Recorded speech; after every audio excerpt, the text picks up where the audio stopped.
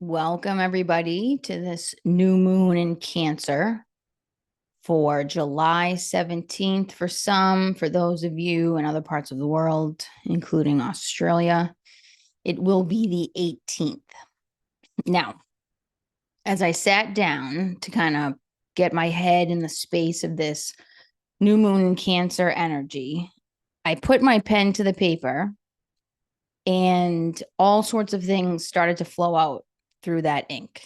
So, what I'm going to do is I'm actually going to read everything that I wrote, the stream of consciousness that sort of poured out of me when I opened up, anchored myself, centered myself, and put myself into the space of this new moon in Cancer energy.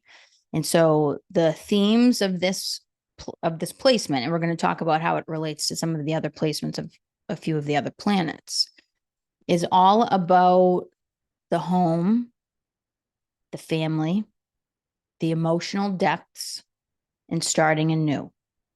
So when we put all of those pieces together, what do we come up with? So let me just say that the full moon starts on July 17th, which is tomorrow. It'll be 11:32 a.m. Pacific time, 2:32 p.m. Eastern time. In Australian time, it will be darkest in the sky, which is what this moon is all about, on July 18th at 4:32 a.m. So the archetypal significance of this placement is this.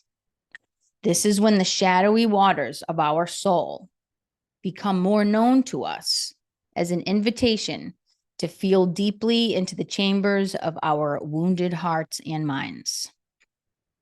Powerful. Over the horizon, new moon energy, this is a new beginning, a time to use our inner guiding light to illuminate a journey otherwise unseen, so we have the opportunity to shift into a higher state of being. New moon energy is more still and quiet than full moon energy. There's no climax of intensity, rather, a slithering, quiet pull into the underworld for us to tend to and befriend our heart's brokenness, which we will find in the depths of our unconscious. Now, it's interesting because I'm in the phase of my spiritual development as a spiritual teacher, where I am beginning to build out online courses for people to take. And I've been wanting to do program development in a formal way for a long time.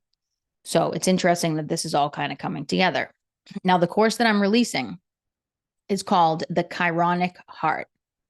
And I'll tell you more about that as we go. I'm actually enrolling right now for the pilot program. So for a limited time, the course will be available for those who enroll right now at a discounted price, significantly discounted price. But here's why I bring this up. This course that I'm building is all about Chiron, your natal Chiron placement, how that indicates what your core cosmic wound is, which simultaneously will offer a pathway forward into developing and brewing the personal elixir of your cosmic medicine. So it's going to tell you what the wound is. It's going to tell you what the medicine is. And then I'm going to guide people into ways and techniques and different things that you can do to actually cultivate and mix up that cosmic medicine, how to bring it into real life. Chiron is considered to be the higher vibration of the moon by some astrologers. So the moon definitely does represent this broken heart, divine grief experience that I will help people soothe, tend to, nurture, and heal in this Chironic course. And so when I say that the moon has the opportunity here, the energy of the moon, to befriend our heart's brokenness, it kind of does go hand in hand with the work that I'm currently engaged in at this moment as I build out this course. And as many of you know, Chiron represents the experience of the wounded healer. And so we won't get too much. I mean, Chiron does have is doing some things in the sky right now. Maybe I'll do a separate video just on the astrological aspect of that.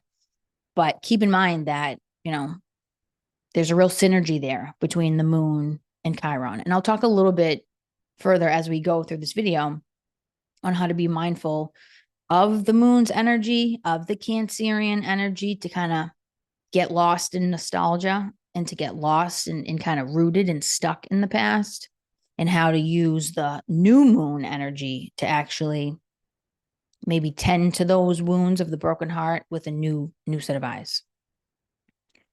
Now is the time of ultimate surrender, a letting go, a willingness for the darkest chambers of our hearts to have its way with us. There is no time like the present. The new moon in Cancer is greeted by the sun in Cancer. So what is that all about? Well, that's the masculine and the feminine coming together, walking into the portal of the quiet, shadowy realm that lives below and beyond us. When will they come back for air? How will they know which way to go? What allies will help them navigate their trek back home? The motto for this new moon in Cancer is truly where I spend most of my time in my personal and professional work. And that is that home is where the heart is. This Cancer moon brings it all back home, as Cancer in the zodiac represents both the physical and spiritual home where the family resides. So this new moon in Cancer represents our return home into the dimly lit chambers of the heart, where the family of all of our personal and collective archetypes live. The essence of this full moon is that when your heart hurts, feel it fully. That's the message of this new moon. When your heart hurts, feel it fully. Lean into these emotional waves that are upon us. And it's definitely upon us. These waves are here. And the metaphor that came to me as I was kind of writing this out is grab your surfboard and ride the wave until its end. The metaphor is the surfboard. It's attached to your ankle, right? Anybody that's ever surfed before or knows what surfing is all about, that surfboard is actually strapped to your ankle. Your Achilles heel, even. Wink, wink. Metaphor of the Achilles heel. What's that mean? Your most vulnerable part. This means two things. One, there is no escaping the depths of our feelings during this phase. And two, the tool you need to see it through isn't going anywhere. So you're fully supported right now. In the same vein of the oceanic imagery, it's important to note that this new moon is well supported by Neptune. So that's your support right there. The new moon is forming a trine with Neptune, which means they are 120 degrees apart from one another, forming a beautiful synergy. Both planets represent depth. The moon, the depth of the emotions, the unconscious, the mother. Neptune, the oceanic depths of our imagination, dreams, and fantasies. Also illusions in there too. Altered states of consciousness, non-ordinary states. Now is a good time to ask yourself, what visions are simply fantasies that help me feel good or give me immediate gratification and a sense of hope? And which ones do I want to put work towards manifesting? Don't forget that the new moon is a time of newness. So if you are feeling drawn back into old wounds as you embrace the oceanic energy of Cancer, see if you can begin to access this pain with a new set of eyes. Maybe even tap into new wounds that you haven't been conscious of before. With these two planetary activations of the moon and Neptune, particularly in the harmonious aspect of the trine, we will find our way into an open heart of mystical love and compassion that will wash over us if we let it. And when something washes over us, what does it do? It also cleanses us. Wavelengths, so to speak, of returning home to the pure love in our hearts will be what guides us to a deeper understanding of what our pain and grief is, what traumas of our lives live beneath the surface that want to be tended to. And our traumas will be reflected back to us by the moon's opposition to Pluto in Capricorn. So this is where this whole underworld nature of where everything is positioned, particularly with the moon, is how this is coming up. Pluto represents the underworld, Hades. This is the cosmic lineup that invites us to surrender and allow ourselves to be taken into the bottomless container of our heart space. And note the metaphor of the bottomless container. What do I mean by that? Well, what does an endless fall mean to you? If we fall down a hole, what is generally our biggest fear? That we will eventually reach the bottom and it would be catastrophic. But What if there was no bottom? What if there was only the sides around us that we can see, and that's it? What if when we fell, we just kept falling and never stopped? Would we be as afraid? I don't think so. Now is the time to embark on the endless fall.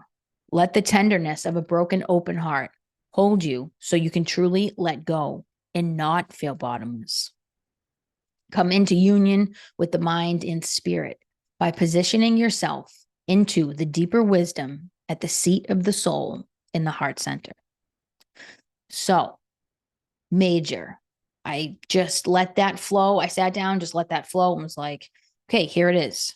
All these pieces, you tie all these pieces, pull them together, and you synchronize the energy of all these planets to help make the most use out of what's going on in the cosmos right now. Because as above, so below. What's happening in the cosmos happens in us, and we actually have the whole sea of cosmos within the physical body. There are parts of the body represented by each planet, even. So you might be experiencing conflict with family, or maybe not even conflict, but wounding, real pain. There's kind of like a somber energy to where we're at right now with this new moon. So if your emotions feel heavy, this is why. The best way to actualize your fullest potential in this particular sequence and to influence the highest outcome of these patterns is to really take note of what your heart is trying to say to you. Ask it what it wants to tell you. Ask your heart what it wants to tell you. Ask your pain what it wants to tell you. What does your pain want you to know? What does your heart want you to know?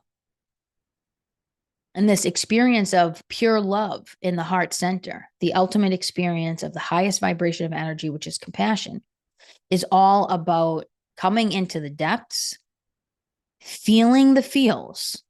So every felt feeling passes. Remember that. And staying there long enough until it does pass. And then you get to the other side. So you're not actually in the wounded heart. You're now, because you still had the stamina to really stay put and stay anchored in that space. You then get to the other side. It's just that most people bail out before they get there. It starts to increase in intensity, that experience of emotional pain, suffering, and grief, which is our disconnection from source. That's where our first experience of grief comes in. And then it just gets shown back to us by physical grief that we'll experience in the world. So coming back to the home of the spiritual heart, the heart center, is truly where you find the repair. This is where the recovery happens. And the more stamina you have to stay anchored in that space, you stay there long enough until the feeling dissipates. And that's when it starts to shift into the experience of energy, not necessarily the heaviness of emotional depths. So that's what we're in right now. I'm feeling it. I don't know if you guys are feeling it, but that's what it is. So here's what we're going to do. I'm going to guide you guys into a meditation that kind of pulls all of this together and helps you reflect on some of the core pieces that I've just discussed here. So with that, you can get into a comfortable seat. Close your eyes.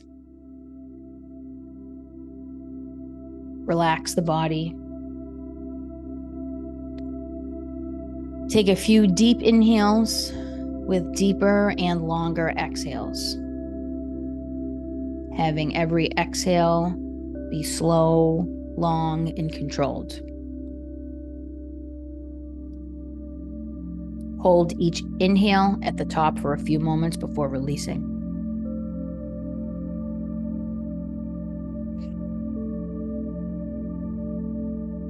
Bring your awareness into the higher realm of your heart's consciousness by stepping into the center of the chest and pull up a chair. Begin to feel the warmth and the energy of pure love of your supreme inner being that lives within your heart, and allow it to wrap its grace around you. Your supreme inner being invites you in like a familiar companion. Breathe deeply as you seat yourself into the eyes of your heart, and let the energy of compassion wash over you. Let it clear away the obstructions of the mind.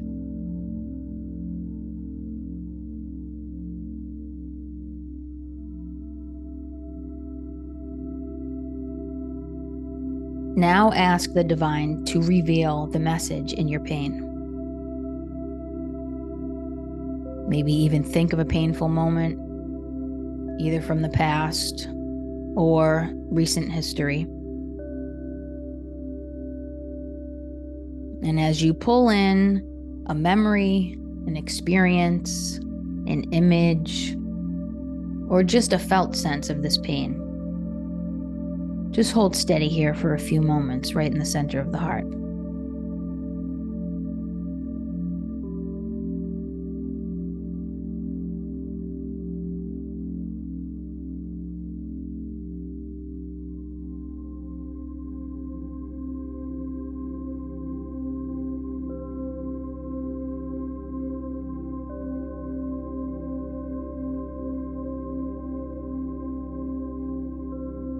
Ask yourself what people in your life reflect your deepest pain back to you.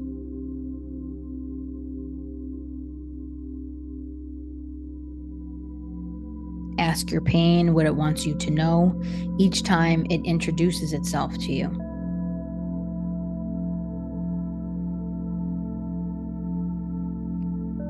Once you have found your answer, thank the cast of characters in your life who have dedicated their existence to showing you what wounds of yours are left to tend to.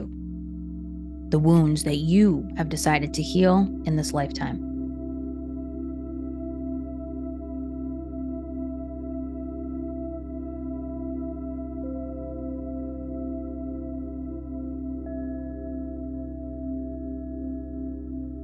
Begin to release your attachment to the grief. Watch it leave you with every exhale.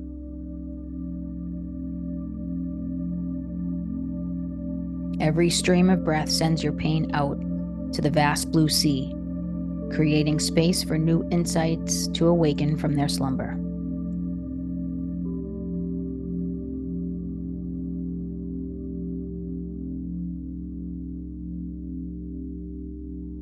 Hold here for just a few moments.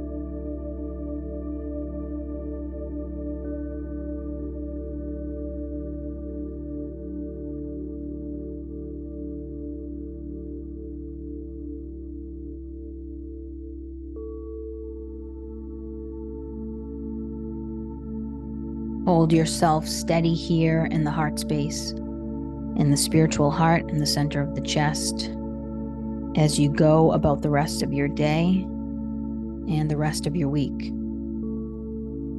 knowing that this is your safe space inside the body, the place where you get to reconnect to that higher divine energy of pure love.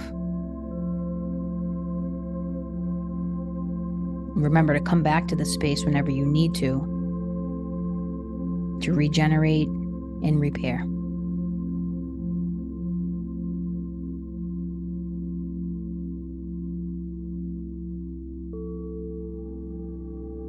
And as we come to the close of this meditation, you are welcome to stay here for as long as you need to.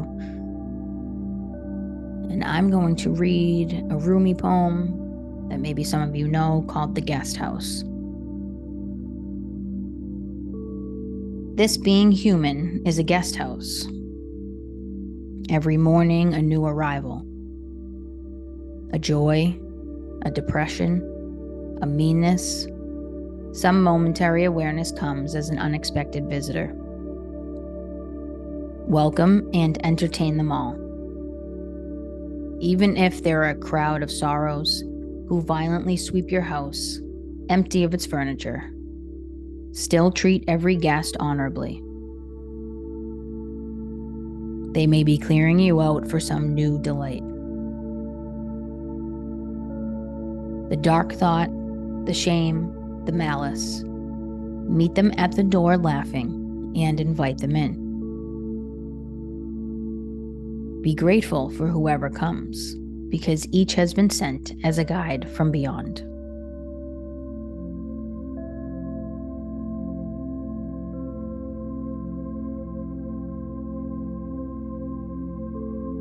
And so I'll leave you with this. In the coming days, remember your soul's journey, and that you always have the roadmap in your back pocket for how to navigate your way back to your eternal home of the heart. Be gentle and kind with yourself and others this week.